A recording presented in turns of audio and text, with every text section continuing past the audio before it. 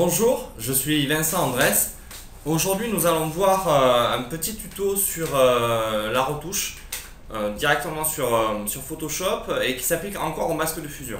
Vous allez dire beaucoup de choses sur les masques de fusion. Oui, je scinde aussi un petit tuto pour pas que ça soit trop long pour vous, mais parce qu'il y a plein de choses à laquelle on ne pense pas ou les gens se disent on peut pas faire ça, enfin pourquoi? Donc, on va d'abord attaquer avec cette photo. Voilà, un portrait que j'ai réalisé en studio. Donc, nous allons d'abord, dans un premier temps, créer une courbe. Soit vers le haut, soit vers le bas. Là, on va le faire vers le bas. Voilà, donc là, comme vous voyez, la courbe s'applique à toute l'image. Nous allons faire CTRL-I pour inverser la sélection. Là, nous allons prendre un pinceau avec une dureté à 100% et une taille, on va dire, à 70 et on trace des traits. Voilà, vous voyez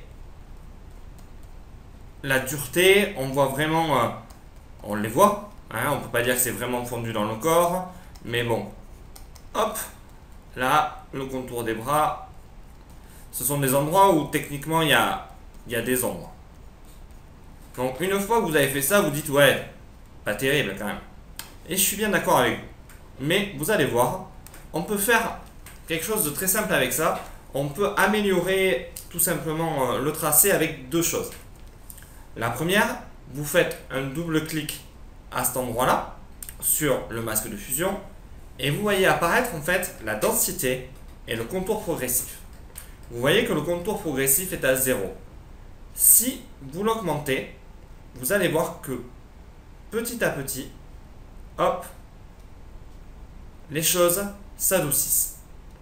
Après, à vous de trouver là où vous voulez aller, mais ça vous permet comme ça de voir exactement là où ils sont.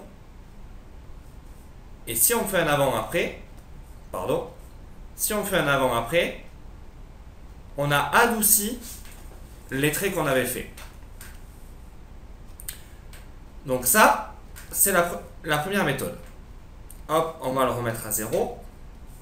Et il y a une chose aussi que l'on n'est pas obligé d'appliquer que sur les images, mais qu'on peut aussi appliquer sur les masques de fusion, c'est tout ce qui est filtre. Donc par exemple, on peut prendre un filtre flou, grossir, et vous voyez, si on l'augmente, petit à petit, on obtient la même chose qu'avec le contour progressif. On va le descendre un peu. Allez, on va dire, je recommence.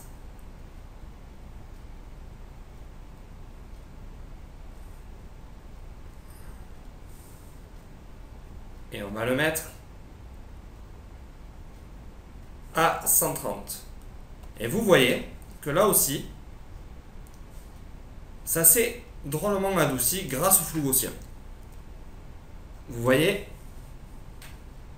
drôlement bien adouci, c'est beaucoup plus harmonieux. Donc, deux méthodes, comme je vous ai dit.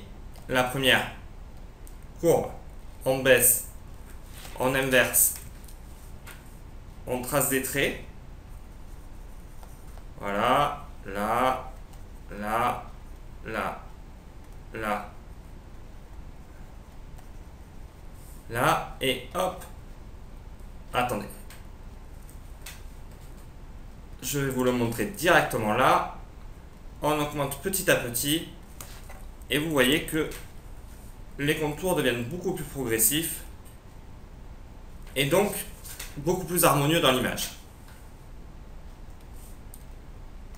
Ça, c'est la première étape. Avant, après. Et avec le flou, on obtient la même chose.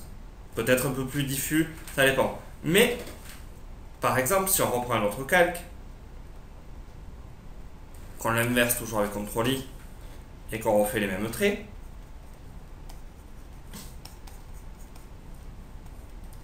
rien ne vous empêche d'appliquer d'autres flous ou d'autres déformations, enfin tout ce que vous voulez qui peut être artistique pour vous sur d'autres types d'images. Voilà, un flou directionnel, ça après c'est à vous de voir, c'est pas forcément très joli, mais c'était pour vous montrer que sur un masque de fusion, on peut aussi y appliquer des filtres. Voilà. Maintenant, je vais vous montrer une deuxième chose. Je vais vous montrer une deuxième chose qui va vous permettre aussi de sélectionner dans un masque de fusion une partie de l'image. Donc, on va recréer une courbe qu'on va baisser aussi légèrement. Et sur le masque de fusion, on va y appliquer une plage des couleurs. Donc, on va dans Sélection, plage de couleurs. Comme vous pouvez voir à cet endroit-là, vous avez un masque, le masque de fusion en fait qui est là. Et vous voyez en blanc, c'est là où il y a un impact de la courbe et en noir là où il n'y en a pas. Donc avec l'outil tolérance, vous pouvez baisser ou augmenter la tolérance. C'est-à-dire, vous voyez sur la peau, là, soit on en sélectionne plus, soit on en sélectionne moins. Ce qui permet d'avoir une meilleure sélection sans faire un détourage, c'est quelque chose de plus rapide. Vous voyez que le noir n'est pas du tout affecté. On peut par contre inverser la chose avec la pipette que vous voyez, que vous avez ici. Vous sélectionnez le noir et ça s'inverse.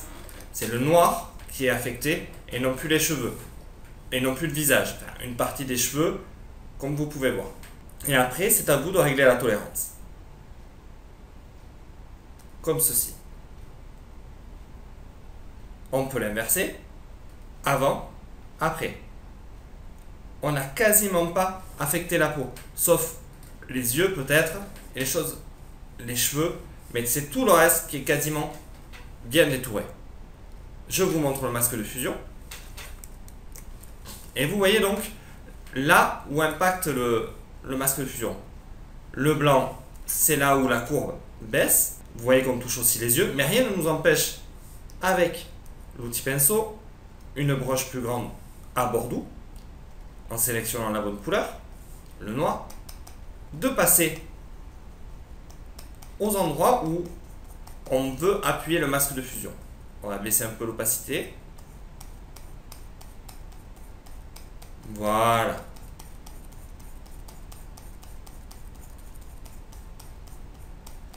Voilà, ça nous permet de retravailler le masque de fusion, mais d'avoir une sélection, si on zoome dessus, qui est quand même pas trop mal pour les contours. Et ainsi de suite, c'est vraiment pas trop mal. Après, on peut aussi inverser la couleur, agrandir la broche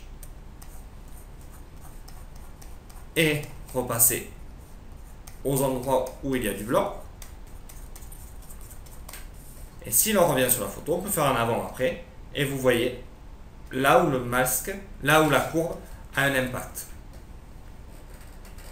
Donc, on peut le faire aussi à l'inverse, c'est-à-dire on recrée une courbe, on va baisser légèrement, aller dans sélection, reprendre plage des couleurs, là sélectionner la peau, augmenter la tolérance, et vous voyez qu'on va impacter la peau et pas du tout le noir.